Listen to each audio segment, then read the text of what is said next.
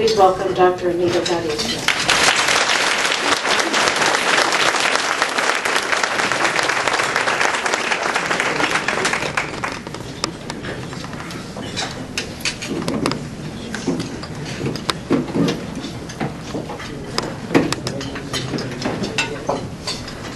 Good afternoon, everybody. Ladies and gentlemen, my name is Dr. Anita Gadhia-Smith. It's such a great honor to be here today to speak with you. I want to say congratulations to Anne. That was a beautiful moment that we all just experienced together, and you're a great example for all of us, and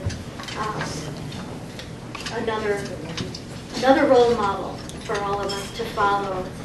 And I just want to say thank you to Father Martin Ashley, and I'd like to just give the staff and Ashley a round of applause because we love you.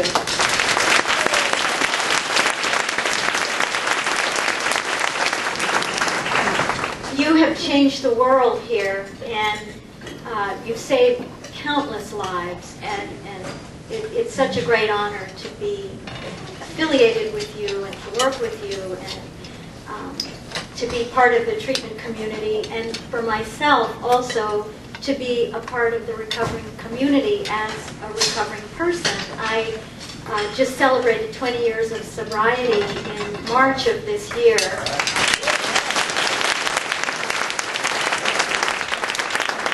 So I speak to you today from the perspective of being a person in recovery and also being a professional in the field.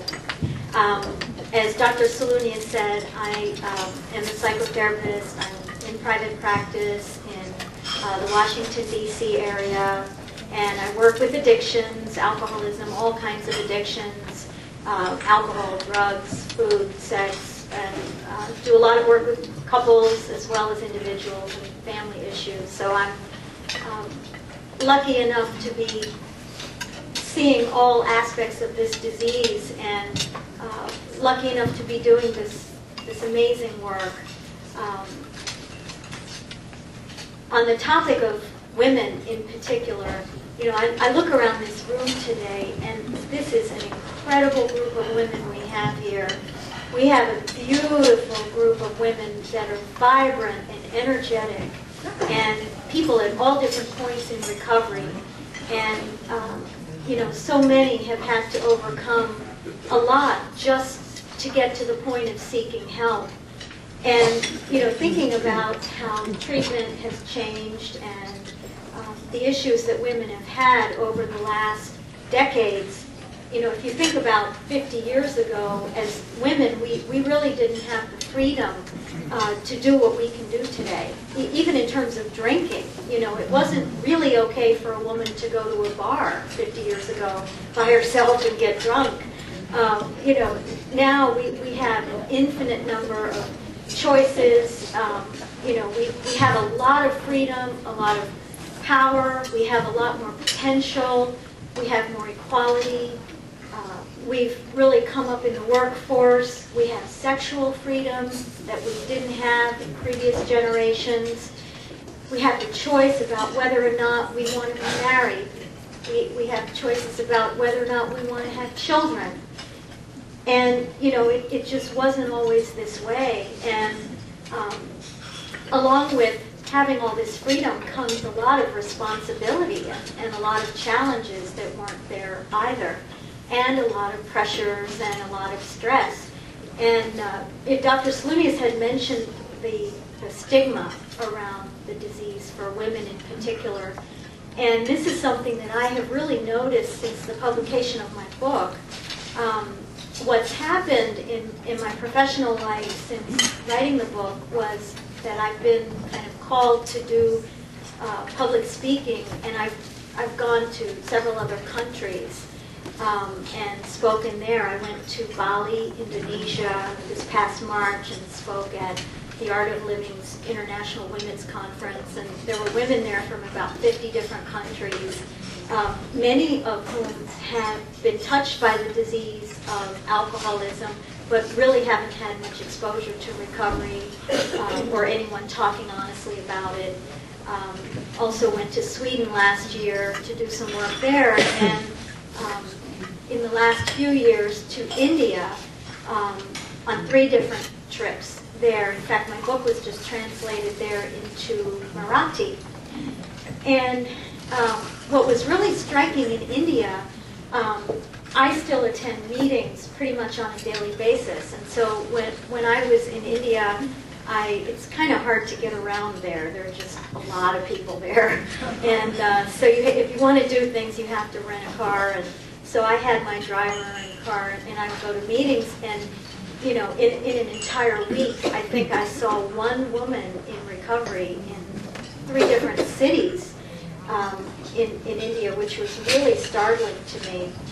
And in fact, when I was there, we did some work with newspapers and magazines over there to try to reduce the stigma. But, you know, there's a stigma here, but there's a much greater stigma in other parts of the world. And we are really kind of the leaders here in the recovery movement.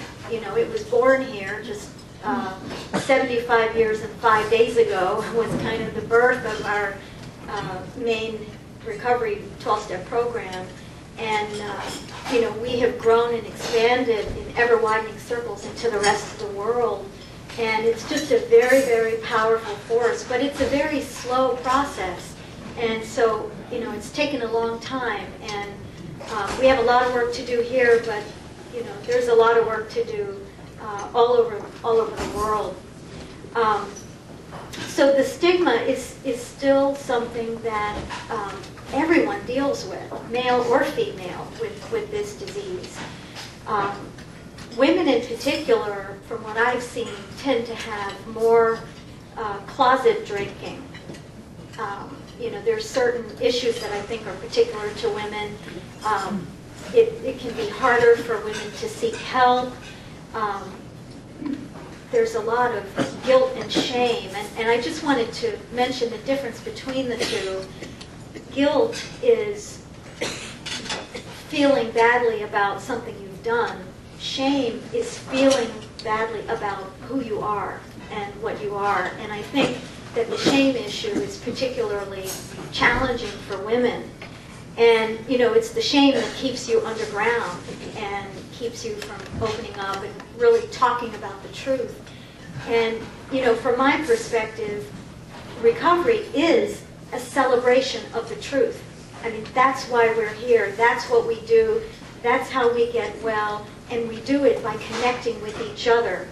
Addiction is really a disease of isolation, and the treatment really and truly happens through connecting with other people.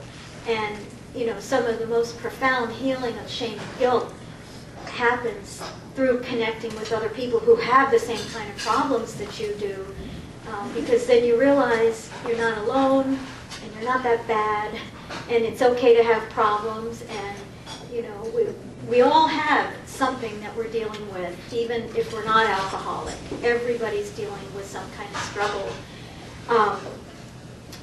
More about women. I think another issue for women in terms of seeking treatment is feeling more difficulty in leaving home, leaving the family to go to seek treatment.